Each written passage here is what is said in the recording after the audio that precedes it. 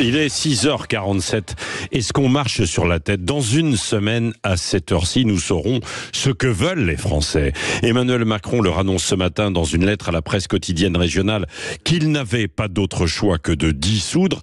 Et il promet également que la manière de gouverner doit changer profondément au regard du malaise démocratique qui s'est installé dans le pays. Alors, avait-il d'autres choix? Oui, bien sûr, il pouvait prendre son temps et ne pas tout précipiter à tel point qu'on assiste à une fausse campagne. Bah oui, c'est une campagne faite de petites phrases, de fantasmes dans un sens ou dans un autre, d'alliances pipeaux de circonstances et finalement de peu de débats en profondeur sur des orientations politiques, sur des sujets de fond de notre société. Et la promesse de gouverner autrement, c'est exactement ce qui avait amené Emmanuel Macron au pouvoir. Souvenez-vous, mais beaucoup de Français ne l'ont pas ressenti dans leur quotidien depuis.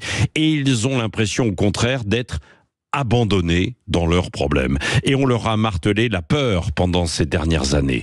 On se souvient de l'expression « nous sommes en guerre » à l'époque du Covid, puis aujourd'hui de la guerre sur le sol européen, sans parler des menaces de guerre civile en France. Alors oui, l'angoisse s'est installée et il y a comme un réveil des peuples avec évidemment des risques, des périls.